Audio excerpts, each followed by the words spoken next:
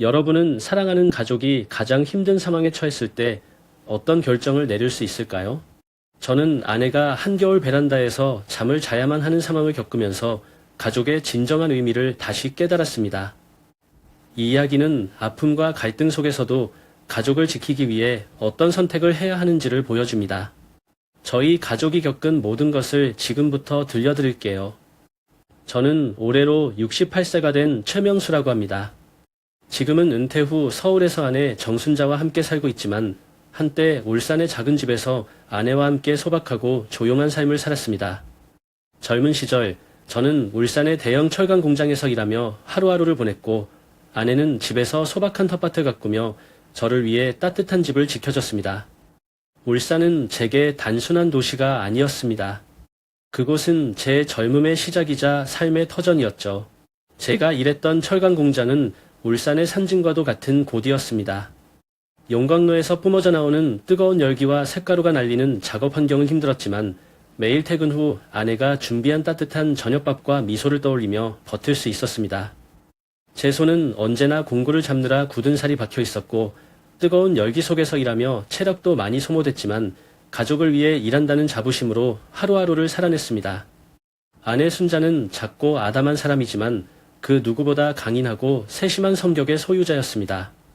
그녀는 늘 우리 집을 따뜻하고 포근하게 가꾸었습니다. 집 뒤 작은 텃밭에서 배추, 고추, 파를 심고 가꾸며 때로는 이웃들과 나눌 김치를 담그고 했죠. 매일 아침 그녀는 남편인 제가 출근하기 전에 도시락을 사주었습니다. 대부분은 김치와 밥, 그리고 작은 생선 반찬 몇 가지였지만 그 도시락을 열 때마다 그녀의 사랑이 느껴졌습니다. 우리 집은 울산 외곽에 위치한 작고 단순한 집이었습니다. 방 2개와 작은 부엌이 전부였지만 그곳에서 우리는 진정한 행복을 느꼈습니다. 순자는 집안 구석구석을 자신의 손길로 꾸몄습니다. 부엌 식탁 위에는 그녀가 텃밭에서 직접 따온 들꽃이 꽂혀 있었고 벽에는 우리가 함께했던 소박한 여행 사진들이 걸려 있었습니다. 제가 은퇴를 하고 나서부터는 일상에 많은 변화가 찾아왔습니다. 더 이상 공장에서 들리던 사이렌 소리도 긴 작업 시간이 끝난 후 느꼈던 피곤함도 없어졌습니다. 대신 시간이 많아졌지만 어딘가 허전함이 느껴졌습니다. 그런 저를 보며 순자는 늘 이렇게 말했습니다. 여보, 이제는 천천히 살아도 돼요.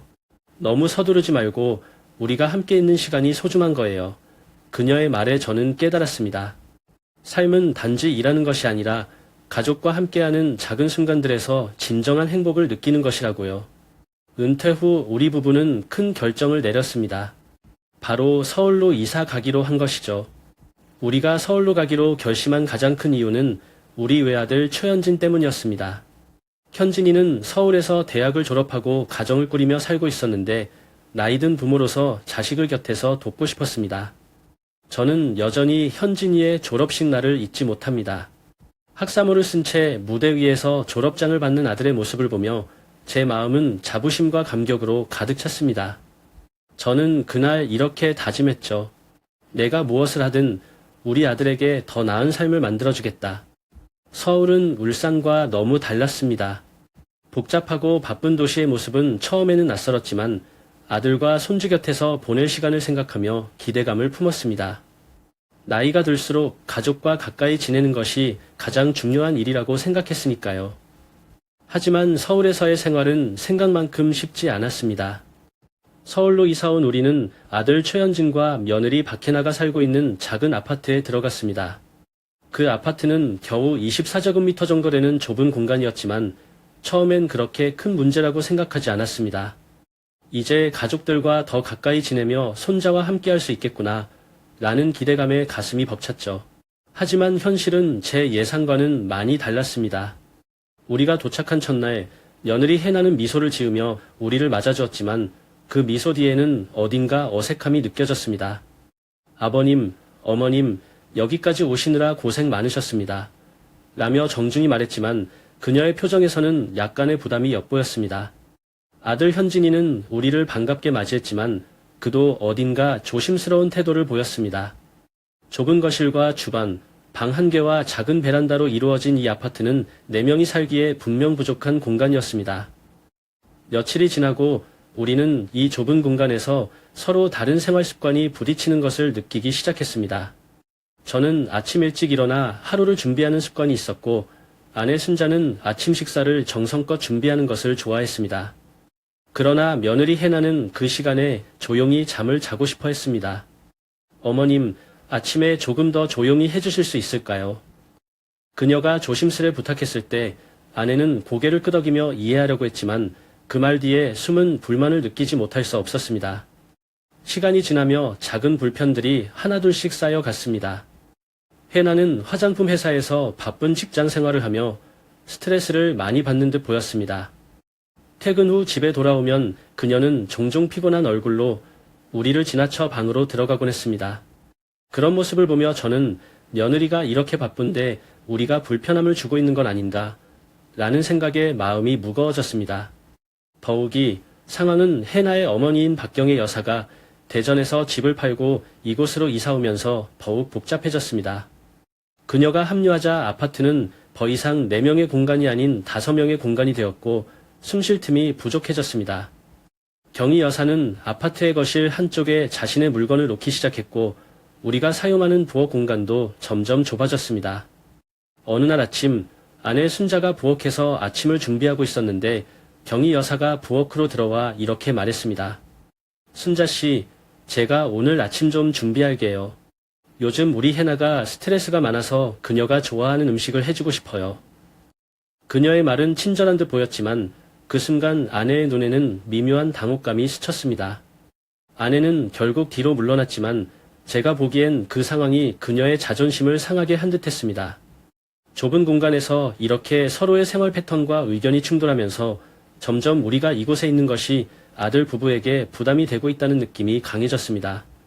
현진이는 우리를 배려하려고 했지만 해나와 경희 여사의 눈에 비치는 우리의 존재는 마치 모원의 침입자처럼 느껴졌을지도 모릅니다. 믿기지 않는 일이 벌어진 건 우리가 서울로 이사 온 지 몇 주가 지난 어느 날 밤이었습니다.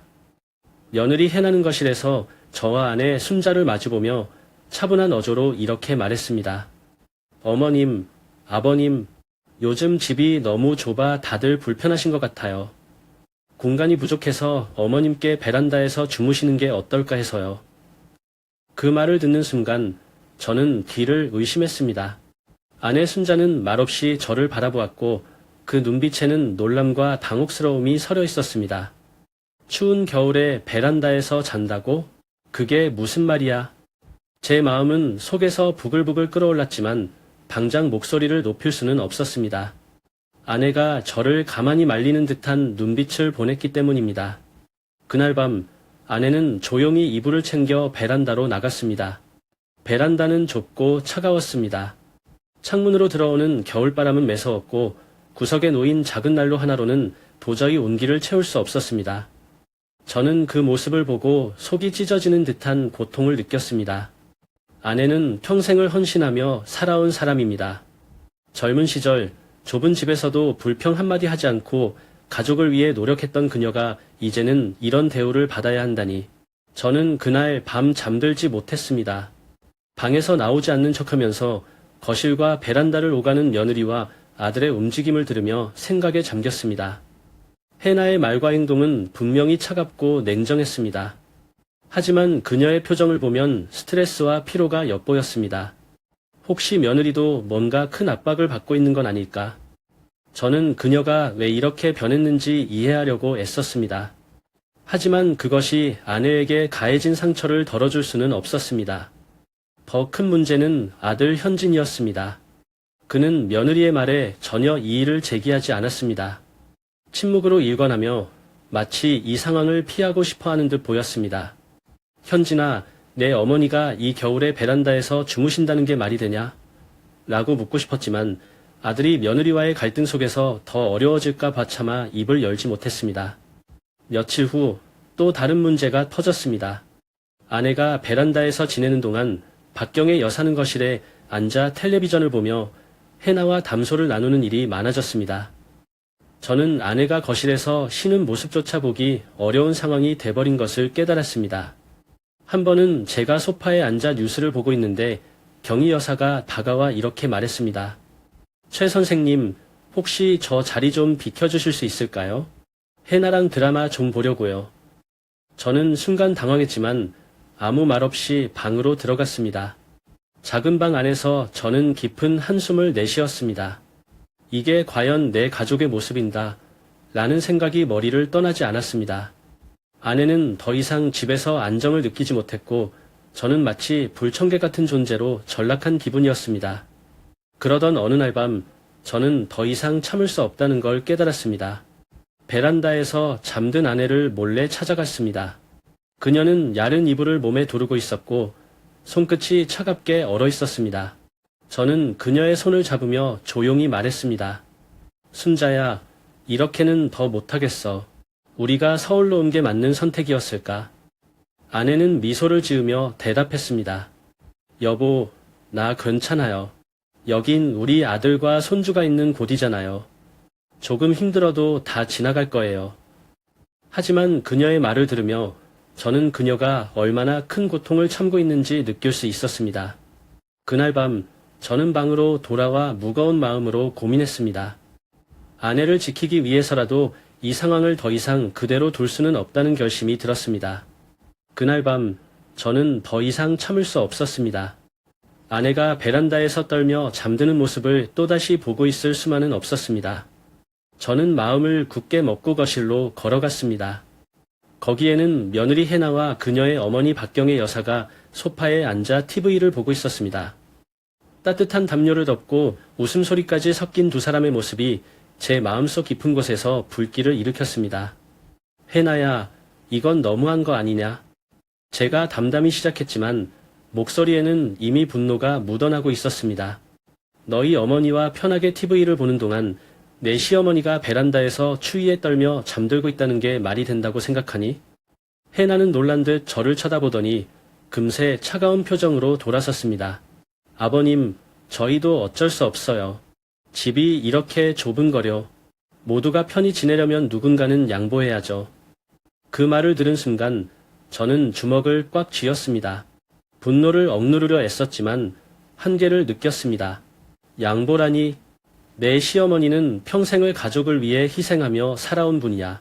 그런 분을 베란다로 몰아내는 게 내가 말하는 양보야? 박경의 여사가 나섰습니다.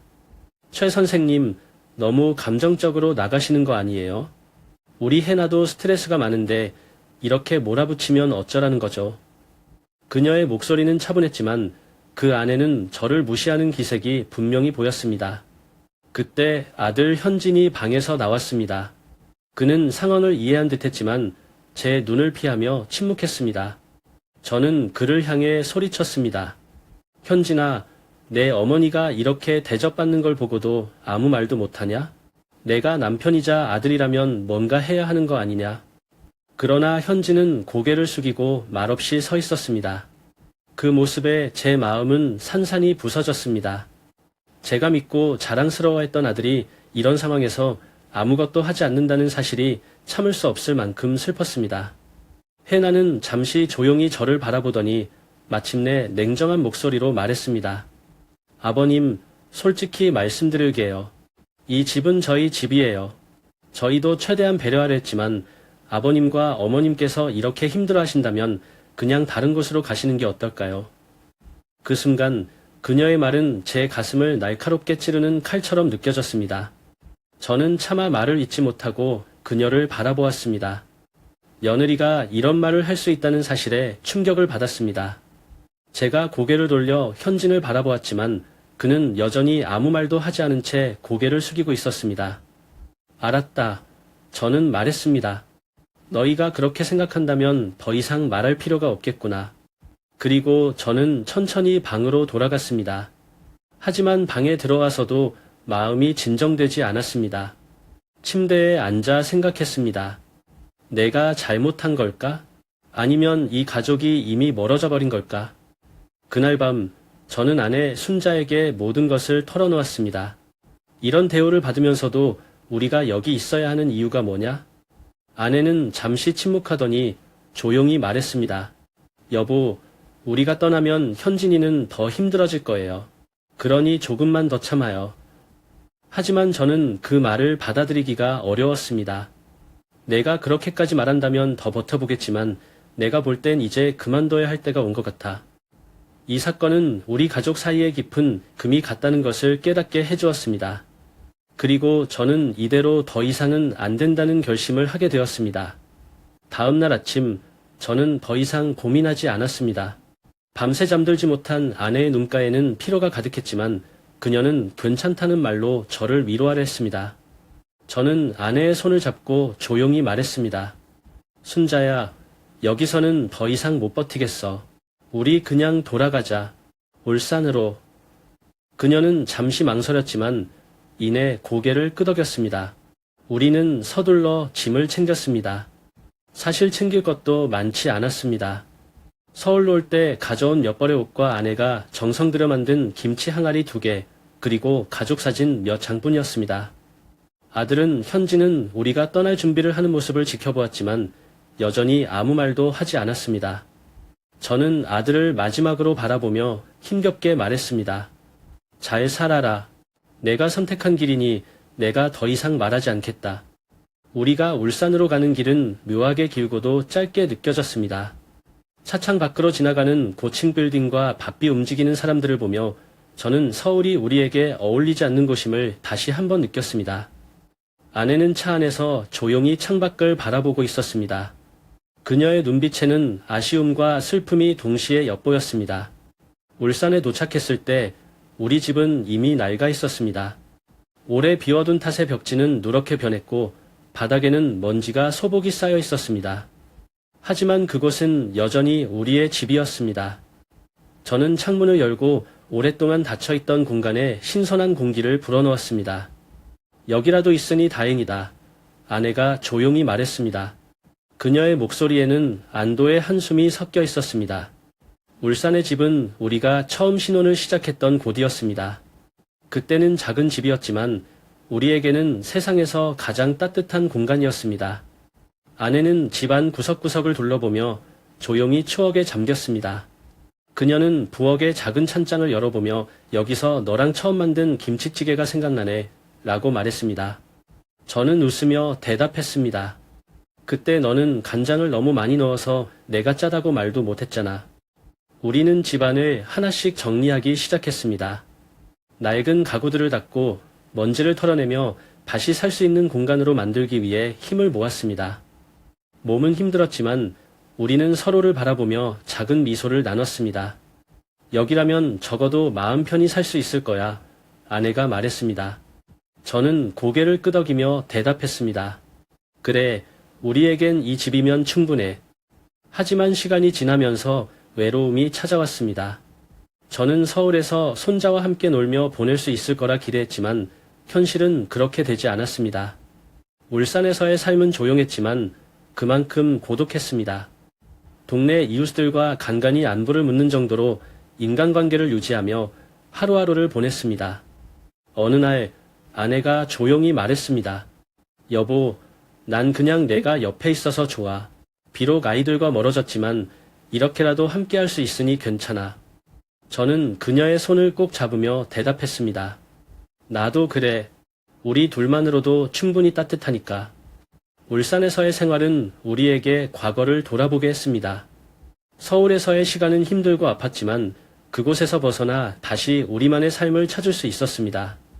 그러나 마음 한구석에는 여전히 자식과 손자에 대한 그리움이 남아 있었습니다. 저는 스스로에게 질문했습니다. 내가 뭔가를 잘못했을까?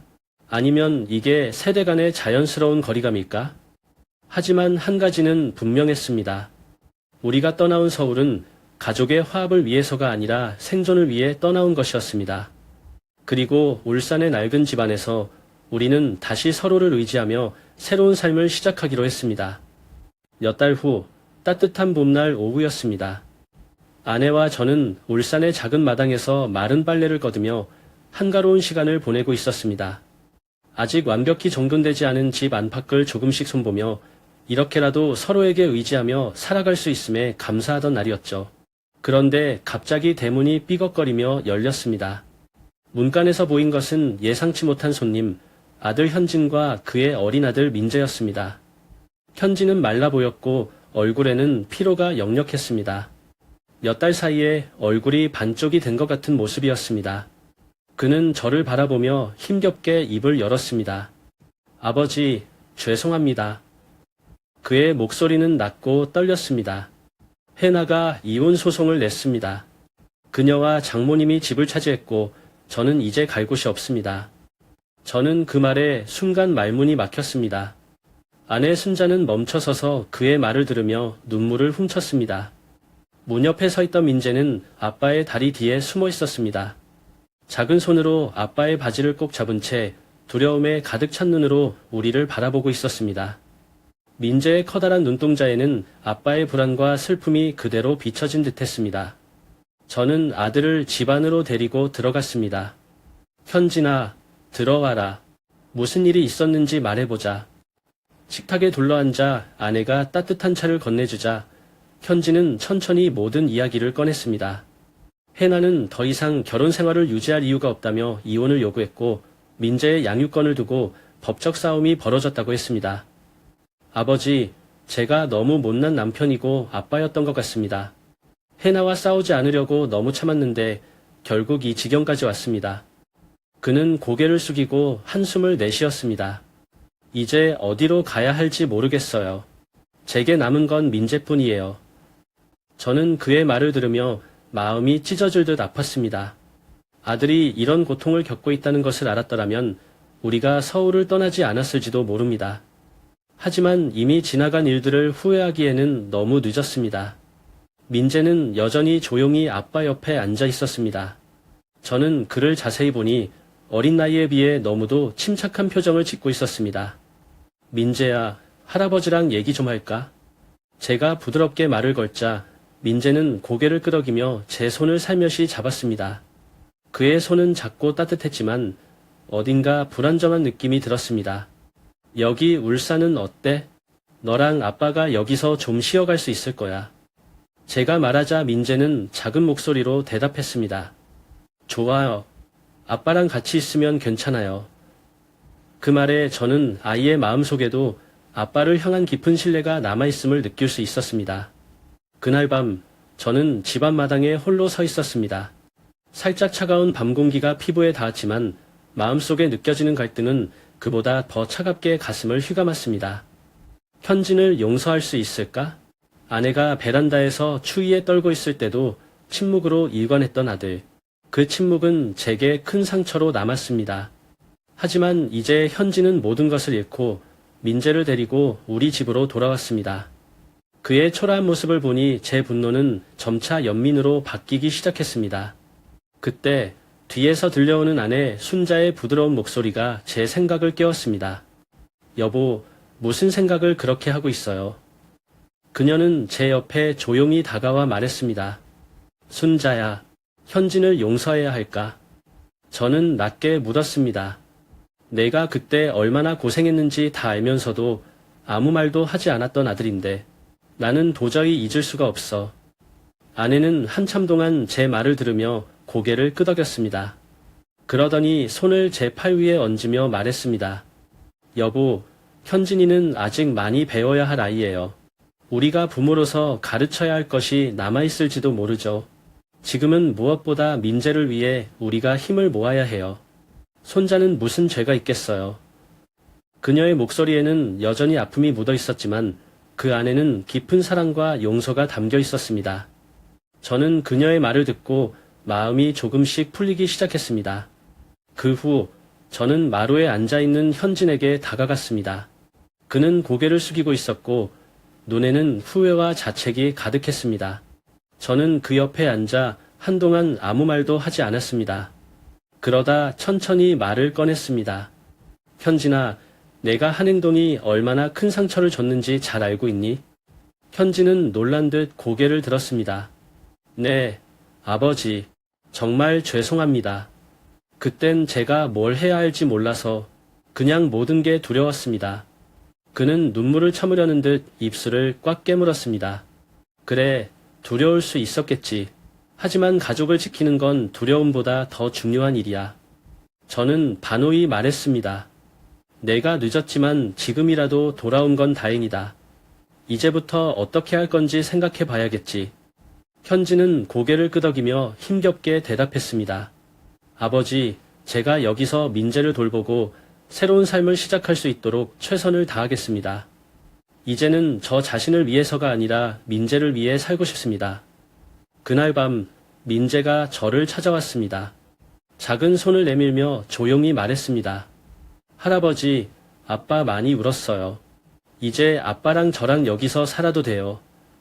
저는 그 말을 듣고 마음이 한없이 무거워지면서도 동시에 따뜻함이 밀려왔습니다. 저는 민재를 안아 올리며 대답했습니다. 민재야, 여기서는 내가 할아버지, 할머니랑 마음 편히 지낼 수 있어. 너도 아빠랑 함께 행복하게 살 수 있게 할아버지가 도와줄게. 민재는 환히 웃으며 제 목을 감쌌습니다. 그 작은 손길이 제게 큰 위로가 되었습니다. 저는 아들과 진지하게 마주 앉았습니다. 현진은 여전히 민재를 품에 안고 있었고 그의 눈에는 걱정과 불안이 가득 차 있었습니다. 저는 한숨을 내쉬며 그에게 말했습니다. 현진아, 이제부터 내가 해야 할 일은 간단하다. 서울에 있는 아파트는 내가 알아서 해결해라. 더 이상 그곳에서의 삶을 붙들고 있을 필요는 없다. 내 엄마와 나는 더 이상 돈 문제로 얽히고 싶지 않다. 현진은 놀란 듯 고개를 들었습니다. 아버지, 그럼 제가 어떻게 해야 할까요? 민재와 함께 어디로 가야 할지 모르겠습니다. 저는 그의 눈을 바라보며 단호히 말했습니다. 우리 가족은 다시 시작할 수 있다. 서울 외곽에 작은 집을 하나 얻고 그 근처에 작은 가게를 열자. 내가 가게에서 일하면서 민재를 키워라. 우리가 함께하면 뭐든 해낼 수 있다. 제 말을 들은 현진은 잠시 말을 잇지 못했습니다. 그의 눈에 눈물이 고여 있었고 입술은 떨리고 있었습니다. 아버지, 정말 감사합니다. 제가 더 잘했어야 했는데 이렇게까지 도와주셔서 죄송합니다. 저는 그의 어깨에 손을 올리며 말했습니다. 현진아, 가족은 서로 도우며 사는 거다. 잘못도 있었지만 중요한 건 앞으로 어떻게 살아갈지다. 민재에게 좋은 아빠가 되어줘라. 그게 너의 역할이다.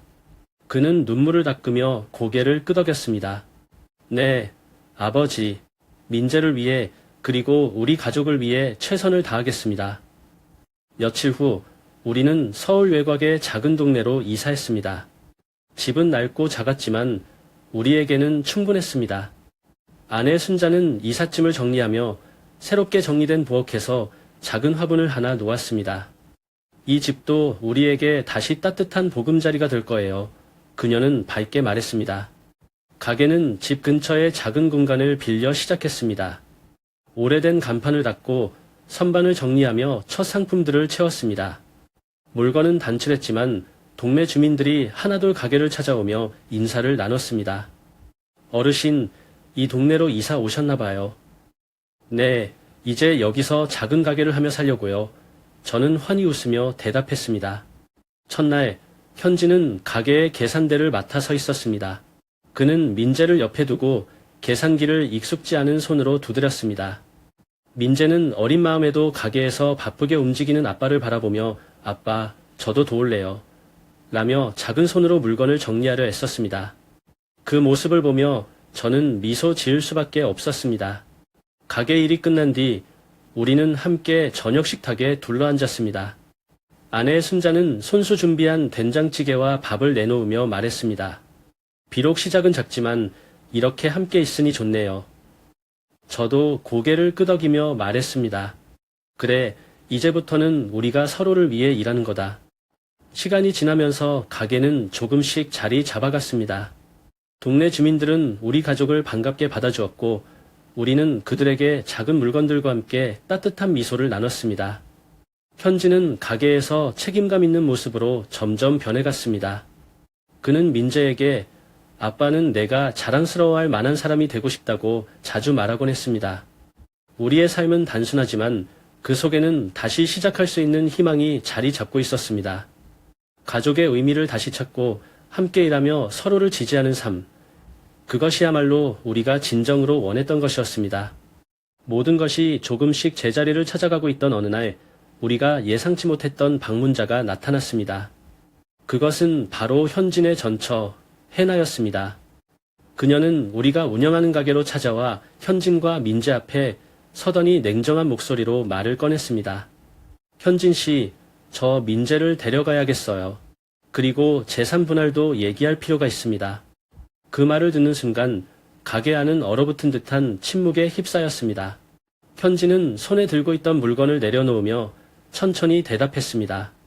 혜나, 너가 민재를 돌본 적이 있긴 하니? 너와 장모님이 나와 민재를 쫓아냈던 건 기억 안 나? 혜나는 한숨을 쉬며 말을 이었습니다. 현진 씨, 내가 이혼을 결심한 이유가 바로 당신 부모님과 함께 살았던 그 답답한 생활 때문이에요. 당신도 알잖아요. 내 삶을 다시 시작하려면 민재가 필요해요. 저는 그들의 대화를 조용히 지켜보며 혜나의 태도에 점점 화가 치밀었습니다.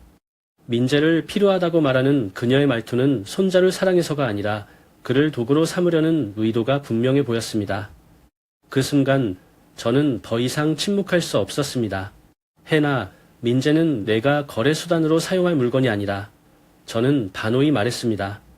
우리는 절대 손자를 잃을 수 없다. 혜나는 이 일을 법정으로 끌고 갔습니다. 그녀는 민재의 양육권과 재산 분할을 요구하며 소송을 제기했습니다. 그녀는 우리가 가족으로서 민재를 키울 자격이 없다는 듯한 태도를 보였고 심지어 우리 가정의 경제 상황까지 문제 삼으려 했습니다.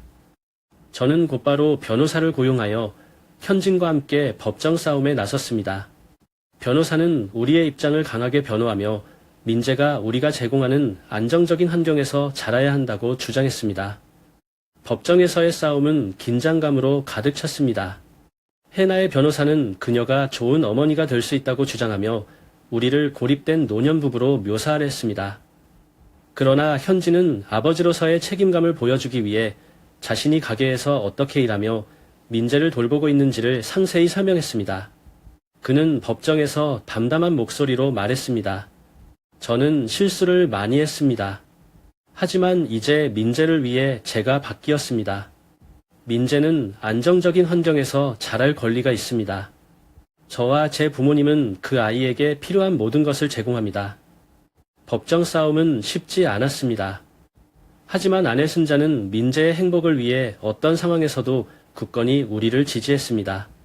그녀는 법정에서 증인으로 나서며 이렇게 말했습니다. 민재는 우리 가족의 중심입니다. 우리는 그 아이를 위해 모든 것을 바칠 준비가 되어 있습니다. 혜나가 진정 민재를 사랑한다면 민재의 행복을 최우선으로 고려해야 합니다. 그녀의 진심 어린 발언은 법정을 감동시켰고 변호사도 우리의 결속력을 증명하는 데 크게 기여했습니다. 법정 싸움이 끝난 후 우리는 마침내 민재와 함께 새로운 삶을 시작할 수 있었습니다. 혜나는 판결이 내려진 날 조용히 법정을 떠났습니다. 그녀는 재산 분할로 받은 돈을 안고 더 이상 우리와 접촉하지 않았습니다. 우리는 안도의 한숨을 내쉬었지만 마음 한구석에는 씁쓸함이 남아 있었습니다. 그럼에도 불구하고 우리 가족은 앞으로 나아가야만 했습니다. 서울 외곽에 위치한 작은 주택은 우리의 새로운 보금자리가 되었습니다. 집은 오래된 구조였지만 따뜻한 햇볕이 마당에 쏟아지고 작은 정원이 있어 민재가 뛰어놀기에 충분했습니다. 아내 순자는 작은 화분들을 채워 정원을 가꾸기 시작했고 민재는 그 곁에서 고사리 같은 손으로 흙을 만지며 웃음을 터뜨렸습니다. 현진은 가게 일을 이어가며 가정과 일을 모두 책임지려고 노력했습니다.